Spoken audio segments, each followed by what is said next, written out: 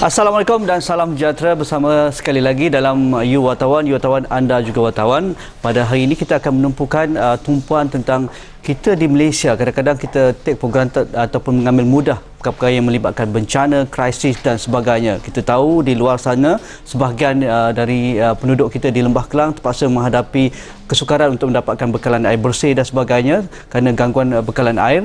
Begitu juga di Pantai Timur kita dengar ada gangguan akibat daripada banjir dan sebagainya. Ada setengah-setengah kawasan pula tiada menerima hujan dan sebagainya, kemarau berpanjangan dan sebagainya, tetapi kita masih tidak ditimpa pelbagai bencana yang berskala besar. Kita melihat pengalaman negara-negara maju berhadapan dengan ataupun bencana alam berskala besar seperti taufan tropika, gempa bumi, tsunami dan sebagainya. Mereka mempunyai pendekatan ataupun SOP yang holistik sifatnya, dan biarpun begitu mereka terus berhadapan dengan kehilangan nyawa, kerosakan harta benda, tetapi cukup minimal. Jadi bagaimana kita mempersiapkan diri ataupun memperlengkapkan dengan segala kekuatan untuk menghadapi bencana ini, itu yang kita bincangkan. Prosedur amaran bencana, kita ada dua tamu kita yang berada di talian yang mungkin memberikan pandangan mereka, pengalaman mereka, bagaimana kita perlu berhadapan, perlu bersiap siaga lebih ataupun lebih hebat tentang ini. Kita bersama saudara Zairul Syafudin Zainal Abidin, pengarah Islamic Relief Malaysia di talian, dan juga Profesor Datuk Dr. Sukiman Sarman, pakar nuklear kita, dan juga salah seorang pensyarah di Universiti Kebangsaan Malaysia. Mungkin saya mulakan dengan saudara Zairul Syafudin. Assalamualaikum Zairul.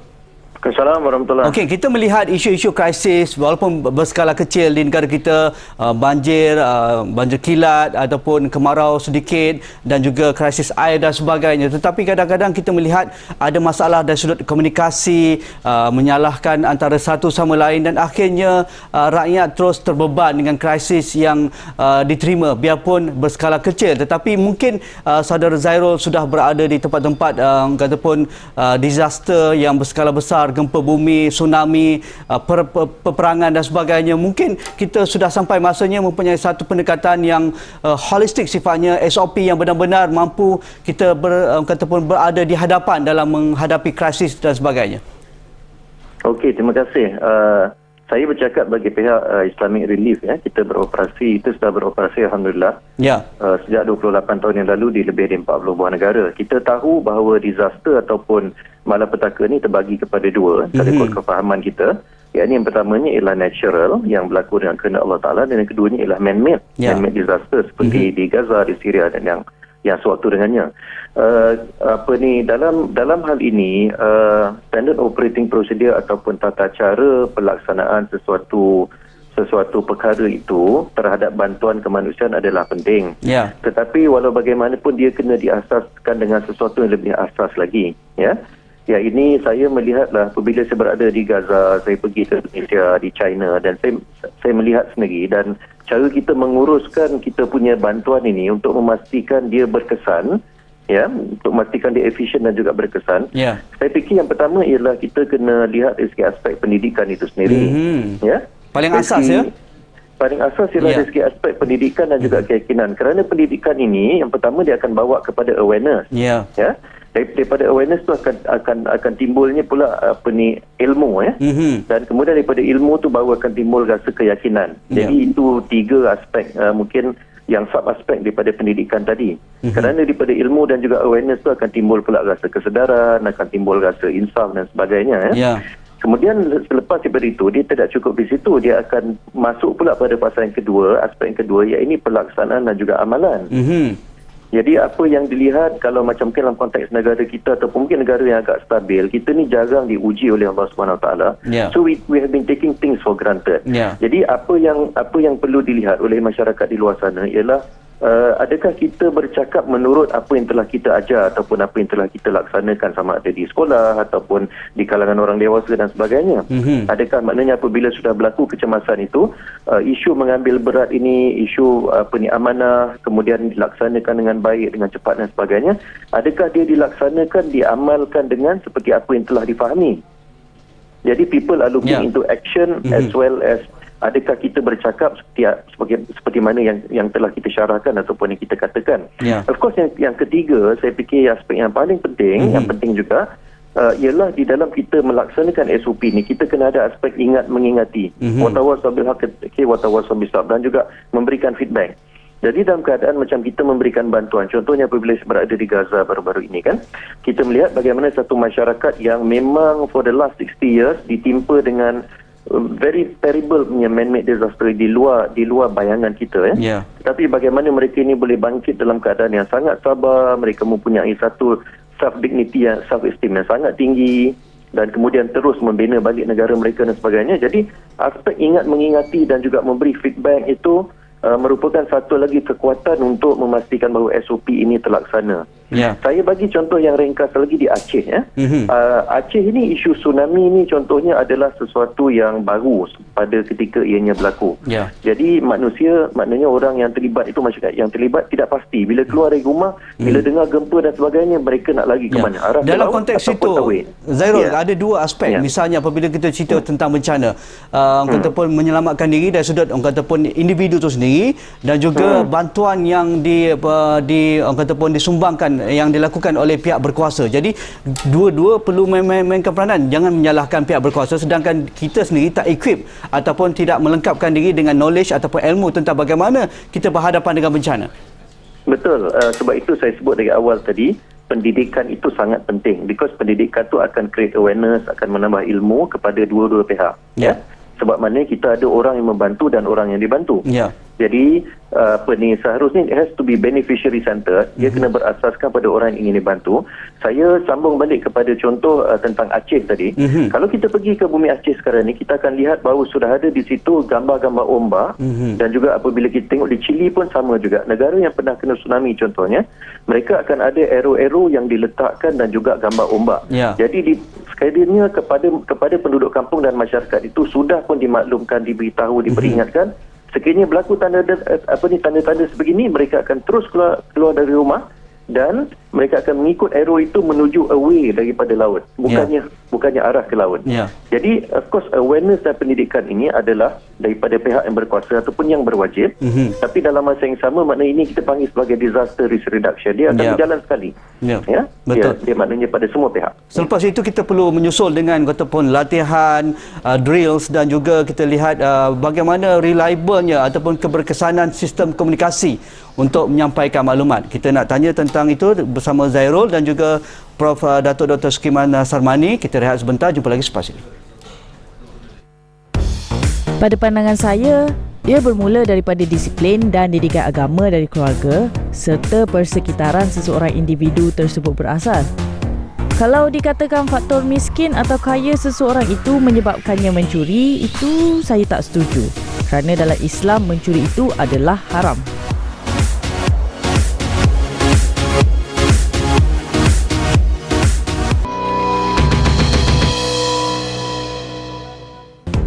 Malaysia pula mutakhir ini dikejutkan dengan pelbagai bencana alam yang dianggap sangat berbahaya.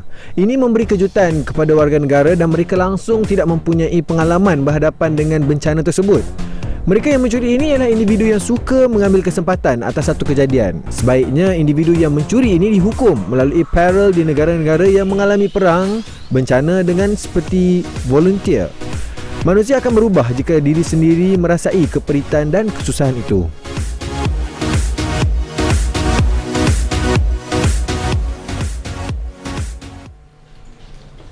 Terima kasih kepada rakan-rakan wartawan yang hantarkan pandangan mereka. Mungkin saya terus bersama Profesor Datuk Dr. Sukiman Sarmani, seorang pakar nuklear. Assalamualaikum, Prof.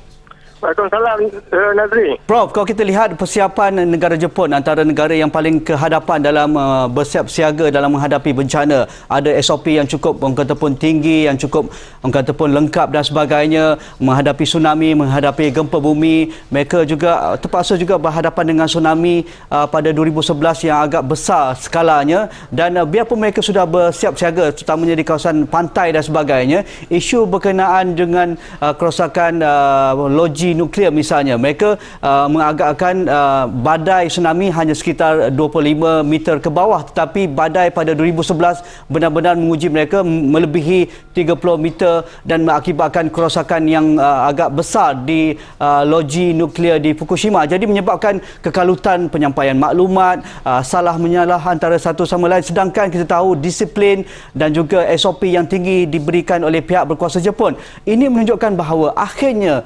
ketelusan, maklumat yang tepat dan juga komunikasi yang betul perlu berlaku apabila kita menghadapi bencana. Itu di Jepun, apatah lagi kalau kita rujuk di negara kita di Malaysia, isu yang kecil pun agak kadang-kadang agak sukar untuk kita selesaikan, Prof.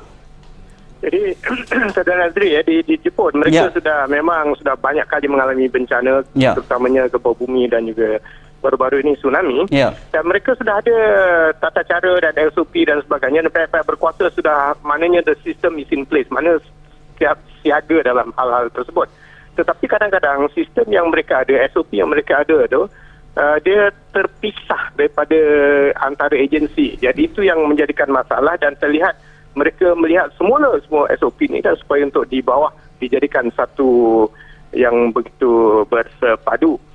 Jadi dari segi, tetapi yang pentingnya dari support, daripada sistem support orang awam, volunteerism daripada sistem daripada orang awam sangat begitu tinggi, terutamanya daripada social support untuk hal-hal spiritual dan sebagainya, untuk memberikan mangsa-mangsa itu begitu selesa dan meyakinkan diri, tidak putus asa dan sebagainya. Dan ini adalah kerja-kerja sukarela yang dilakukan oleh sama ada NGO ataupun pihak-pihak individu yang secara berasingan tersendiri. Ya, pengalaman Prof lama di Jepun melihat ataupun semangat sukarelawan ataupun disiplin yang ditunjukkan oleh warga negara Jepun setiap kali mereka menghadapi bencana, biarpun kecil ataupun besar skalanya, mereka benar-benar ataupun bersedia. Mungkin sudah dididik sejak kecil di peringkat yang paling bawah sekali, prasekolah, sekolah menengah, sekolah rendah, universiti dan sebagainya. Mereka ada prosedur dan mereka diajar secara rasmi untuk menghadapi bencana dan sebagainya. Mungkin itu menjadikan mereka benar-benar bersedia, biarpun skala agak besar, tsunami, bencana gempa bumi, ribut taufan dan sebagainya. Akhirnya rakyat mendapat maklumat yang betul ke mana mereka perlu menyelamatkan diri, siapa mereka perlu rujuk, maklumat yang bagaimana perlu didedahkan di laman sosial ataupun media-media arus perdana dan sebagainya. Pengalaman Prof di sana. Betul Zul Nazri. Maknanya dari segi seperti mana yang disebutkan oleh Zairul tadi tentang pendidikan, dalam menghadapi bencana ini sebelum berlaku dan sesudah berlaku itu sudah dilatih dan dididik di peringkat sekolah rendah, tadika hinggalah untuk orang awam bagaimana menghadapi bencana dan apakah tindakan susulan selepas berlakunya bencana setelah pihak-pihak berkuasa melaksanakan tugas-tugas mereka. Tetapi satu perkara volunteerism yang di kalangan bukan orang awam saja, iaitu di peringkat profesional. Umpamanya dalam pekerja-pekerja nuklear reaktor, pihak yang orang yang lebih senior mengarahkan orang yang muda untuk pulang, tetapi yang senior tinggal di tempat tersebut untuk mengendalikan seterusnya. Ini beranggapan kalaulah berlaku apa-apa, mana mereka sudah dari segi dedahan, sinaran dan sebagainya, mereka mengambil tanggungjawab. Dan di samping itu ada satu kumpulan yang memang kamikaze, maknanya kumpulan, kita panggil kumpulan kamikaze lah, tapi maknanya satu kumpulan yang sanggup menghadapi risiko yang lebih tinggi daripada apa yang dijangkakan. Dan ini semua adalah kehendak secara sukarela di kalangan pekerja profesional dan juga di kalangan orang awam yang terlatih, yang tahu setakat mana bahayanya, dan mereka berlaku sanggup mengikuti kumpulan-kumpulan yang dinamakan kumpulan, kalau kita panggil di sini kumpulan barin mati begitu pada sifat volunteerismnya. Tetapi di Malaysia saya rasa we are on the right track sebenarnya. Saya lihat ke belakang ini, umpamanya dalam kita memperkasihkan kumpulan orang muda, belia dan sebagainya, sebab ini memang dituntut oleh United Nations dan juga dalam agenda Rio Plus 20 di Rio de Janeiro tentang the future we want. Memang kita akan memperkasakan orang-orang muda ini untuk supaya mereka lebih bersedia dalam semua aspek, terutamanya dalam kegiatan-kegiatan volunteerism. Dan saya rasa kita on the right track sebab macam-macam program yang dilakukan sekarang ini, macam sebagai contoh IM4U dan sebagainya lah, program-program orang muda yang saya rasa akan nantinya akan membantu menghadapi krisis-krisis umpamanya yang paling ringan sekarang ni dalam kekurangan air di Lembah Kelang. Betul. Mungkin kumpulan-kumpulan ini boleh membantu bukan saja dengan syarikat pembekal air, tetapi orang awam boleh membantu pihak-pihak yang menghadapi masalah ini. Ya. Kadang-kadang kita mengambil mudah kerana mereka yang menghadapi masalah, mereka yang menghadapi krisis, mereka ada masalah yang tersendiri. Traumanya ataupun kesukaran untuk berkomunikasi, mereka untuk bekerja, meninggalkan anak bini di rumah dan sebagainya. Ini juga perlu diberi perhatian. Tekanan psikologi, kerugian berjuta ringgit, beribu ringgit akibat ditutup perniagaan dan sebagainya. Mungkin itu juga perlu diberi perhatian juga, Prof. Betul. Yang ini memang betul. Memang betul. Di negara-negara lain memang dia ada supporting system, social support system tu mana termasuk dari segi psikologinya, dari segi spiritualnya dan jadi pelbagai. Ya, kita mungkin di sini agak kekurangan sedikit. Ya. Mungkin kalau kita ada kumpulan-kumpulan itu, volunteerism yang membantu dari segi meyakinkan orang-orang yang terlibat ini untuk masa depan yang lebih baik dan sebagainya, memberikan semangat dan juga counselling, saya rasa mereka akan lebih selesa dan akan menghadapi masa depan dengan lebih confident. Okey, terima kasih kepada Prof. Datuk Dr. Sukiman Sarmani atas pengalamannya. Terima kasih. Lepas ini kita akan bersama Zairul lagi untuk bercerita tentang mungkin sudah sampai masanya dengan era globalisasi, pengalaman negara luar, SOP yang tinggi dikenakan oleh mereka-mereka yang pernah berpengalaman, adanya social media perlu digunakan. Misalnya Taufan Sandy yang melanda New York baru-baru ini, 4 juta mesej di Instagram, di Twitter dan Facebook berada, sama ada betul ataupun tidak, tetapi akhirnya mereka yang perlukan maklumat bergantung pada maklumat yang sebegini. Kita rehat sebentar, jumpa lagi selepas ini.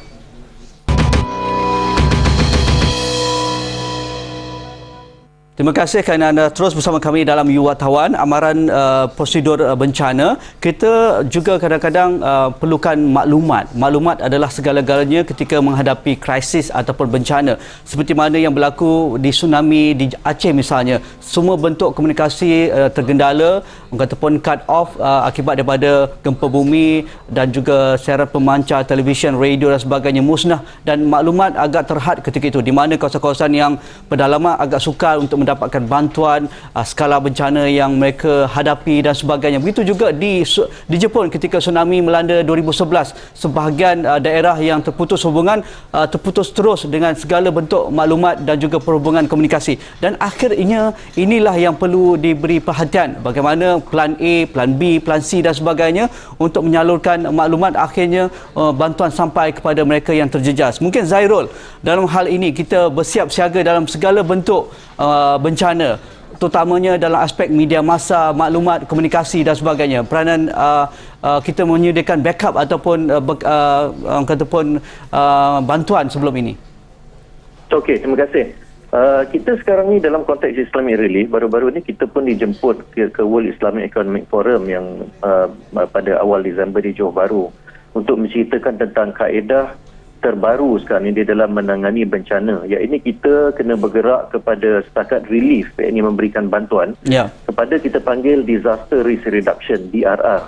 Sebenarnya Disaster Risk Reduction ni adalah mengikut UN General Assembly telah meluluskan pada tahun 2005 apa yang dikatakan kerangka Hugo Framework for Action. Cuma isunya apabila dia berlaku macam tu, yang tinggal hanyalah sekali lagi HFA sebagai dokumen, walaupun 168 buah negara lebih kurang sudah pun bersetuju, tetapi dalam masa 10 tahun kita nak bergerak ke arah DRR tetapi isunya tidak ada komitmen di situ, terpulang pada masing-masing. Kenapa saya sebutkan DRR ini? Kerana di dalam DRR ini beritahu bahawa kita dapati dari tahun 1980 hingga tahun 2010 peningkatan disaster ini, bencana ini pada kadar 4.1% setiap tahun. Maknanya kita kena melihat kehadapan bahawa disaster ini semakin meningkat, sama ada kita setuju ataupun tidaklah. Dan dalam masa yang sama saya nak memberikan lagi satu figure yang mana apabila Haiti, negara termiskin di Western Hemisphere, ditakdirkan terkena bencana pada tahun 2010, 300,000 orang, hampir 300,000 orang meninggal. Sedangkan apabila maknanya dalam tahun 1989, lebih kurang 10-20 tahun lebih awal sebelum itu, apabila berlakunya earthquake, gempa di San Francisco hanya 69 orang saja yang meninggal. Jadi apa dia perbezaan yang besar di situ? Antaranya ialah yang kita sebutkan di sini, of course, the backup plan. Tapi sebelum itu saya nak ulang balik bahawa kita kan ada satu holistic policy. Contohnya kalau macam daripada pihak kepimpinan tertinggi negara, mungkin dalam hal ini daripada MKN sendiri, dia ada satu yang maknanya satu yang coordinated yang saya tengok sudah pun berlaku to a certain extent. Dan kemudian polisi ini diturunkan ke bawah dalam bentuk pendidikan dia, education dia, awareness dan sebagainya. Kemudian drill dan juga dari segi penyampaian maklumat dan sebagainya itu boleh disediakan, tapi akhirnya orang-orang yang akan menggunakan maklumat ini perlu juga disediakan mereka ini sebab mereka akan menjadi bakal pelaksana. Jadi maknanya di dalam hal contohnya San Francisco dan juga Haiti ini, Haiti ini tidak pernah berlaku gempa yang sebegitu kuat for the last 200 years. Dan ditambah pula dengan negara yang miskin, jadi isu communication, isu education dan sebagainya tidak berlaku. Mereka tidak bersedia untuk menghadapi situasi ini. Sedangkan di San Francisco sudah ada SOP yang begitu hebat, of course dengan dia punya teknologi dan sebagainya, maka benda-benda seperti ini dapat dikurangkan dengan baiklah. Jadi at the end of the day, we need to actually invest. Kita mengatakan bahawa if we can invest RM1, dia akan berjaya menyelamatkan RM7 hingga RM8. Betul. Untuk kita bersedia dalam menghadapi krisis ni, Zairul dan juga rakan-rakan di Islamic Relief, kerana kita tahu kadang-kadang setengah perkara di orang kata pun pengalamannya lebih dimiliki oleh NGO, badan-badan kemanusiaan, badan-badan kataupun yang melihat bencana sebagai satu perkara yang perlu mereka dekati, tetapi tidak dimiliki oleh badan-badan kerajaan, pihak berkuasa tempatan dan sebagainya. Mungkin sudah sampai masanya kolaborasi yang kataupun strategik perlu berada di hadapan untuk menentukan okey, jika mereka tiada kepakaran, mereka perlu serahkan kepada mereka yang benar-benar berpengalaman dalam menghadapi masalah komunikasi ke, bantuan bekalan ke, pembangunan semula, psikologi dan sebagainya. Pengalaman Zairul. Ya, saya fikir kita tidaklah mengatakan kita satu pihak lebih tahu daripada pihak yang lain. Apa yang ingin kita katakan di sini ialah setiap pihak itu kita mempunyai tanggungjawab, kita mempunyai kekuatan masing-masing. Jadi apa yang perlu dibuat ialah perlunya ada satu coordination consolidated effort bagi semua pihak untuk maknanya bersama membantu menangani perkara ini dengan baik. Baik daripada sukarelawan dia, baik daripada polisi dia, baik daripada pihak kerajaan dan sebagainya, NGO dan sebagainya. Dan perkara ini sebenarnya kita lihat di UK. Apabila kerajaan UK sendiri menubuhkan apa yang dipanggil sebagai Disaster Emergency Committee. Disaster Emergency Committee ni yang duduk dalam situ adalah 15 NGO terbesar dan Islamic Relief adalah salah satu daripada NGO besar yang dipilih untuk menganggotai DEC ini. Dan dalam hal Disaster Emergency Committee ini, of course bantuan keuangan itu datangnya daripada pihak kerajaan UK. Okey. Tetapi contohnya apabila berlaku banjir besar di Pakistan baru-baru ini, kami 15 buah NGO yang agak besar di UK, kita akan duduk dan kita akan koordinat sesama kita akan selaraskan. Jadi adakah Save the Children pergi ke sana akan fokus kepada mungkin anak-anak. Jadi kami akan pergi untuk mungkin fokus kepada shelter. Dan mungkin NGO lain pula, Oxfam akan pergi untuk fokus kepada mungkin psychosocial. Jadi ini satu model on a limited extent yang nampak agak berjaya to a limited extent lah. Dan alangkah baiknya kalau model ini boleh kita replicate di tempat-tempat lain. Okey. Terima kasih kepada Zairul atas masa yang diberikan. Kita perlu bercerita lagi tentang ini kerana bencana kita tidak boleh menunggu. Mungkin bila-bila masa boleh berlaku, sama ada berskala kecil, tanah runtuh, banjir kilat, banjir besar, ribut tropika, tsunami dan sebagainya, dan kita tidak perlu mengambil mudah biarpun kita tidak kata pun berada di hadapan dalam lingkaran api Pasifik kerana kita tidak mempunyai kata pun gempa bumi ataupun gunung berapi dan sebagainya, tetapi kita perlu bersedia dengan keadaan cuaca yang agak ekstrim, perubahan cuaca dan sebagainya. Kita perlu menghadapinya dengan dalam bentuk yang lebih kata pun bersedia. Terima kasih kepada anda. Terima kasih kepada saudara Zairul Shahbuddin Zainal Abidin, pengarah Islamic Relief Malaysia. Terima kasih kepada Profesor Datuk Dr. Sukiman Sarmani, para pakar nuklear kita. Kita jumpa lagi dalam edisi yang lain pula. Assalamualaikum, jumpa lagi. Terima kasih.